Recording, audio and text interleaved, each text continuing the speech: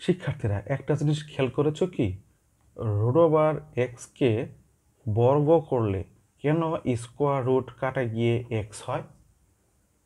চলো আজ আমরা তা জানি। ধরো এই রুট ওভার এক্সকে আমরা কিন্তু রুট ওভার এক্স এখানে টু আকারে লিখতে পারি, কারণ যে এখানে শুধু টু এর ক্ষেত্রে এখানে টুটা থাকে, এখানে টুটা উল্লেখ থাকে না। যেমন যে কোনো সংখ্যার আগে কিন্তু একটা প্লাস চিহ্ন থাকে, তাই টু এর ক্ষেত্রে এখানে টুটা উল্লেখ থাকবে না রুট ওভারের ক্ষেত্রে। এছাড়া রুটের যদি এখানে 3, 4, 5, 6 যা থাকবে এখানে উল্লেখ দেওয়া থাকবে, শুধুমাত্র টুটা থাকবে না। এই কারণেই কিন্তু আমরা এই রুট ওভার এক্সকে আমরা লিখতে পারি এক্সের পাওয়ার হাফ, কারণ এখানে টু আছে কারণে।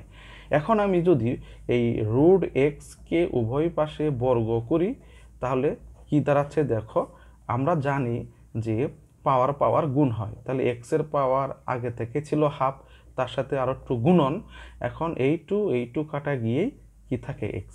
এই কারণেই রুট এক্সকে বর্গ করলে স্কোয়ার রুট কাটা গিয়ে শুধুমাত্র এক্স হয়। যেমনটা আমরা রুট টুকেও যদি আমরা বর্গ করি সেই ক্ষেত্রে স্কোয়ার রুট কাটা গিয়ে টু দাঁড়ায়। আবার আমরা যদি এখন বলতে পারি যে রুট এক্স এর যদি এখানে টু থাকে তাহলে এক্স এর পাওয়ার কি দাঁড়াচ্ছে 1/2। ঠিক এক্স এর এই মাঝখানে যদি 3 থাকে অর্থাৎ কিউবিক এক্স হয়, তাহলে এখানে কি দাঁড়াবে, এক্স এর পাওয়ার দাঁড়াবে 1/3। এই রাশিকে যদি আমি উভয় পাশে ঘন করি তাহলে কি দাঁড়াবে দেখো, এক্স এর পাওয়ার এখানে 1/3, পাওয়ার পাওয়ার গুণ হয় তাহলে 3 গুণ হবে, 3 কাটা গিয়ে কি দাঁড়ালো এক্স।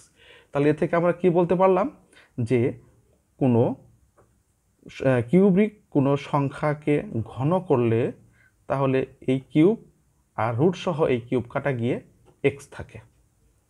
তাহলে আমরা রুট থ্রিকেও কিউবিক রুট 3কেও যদি ঘন করি তাহলে কি পাবো, 3 পাবো। ধন্যবাদ।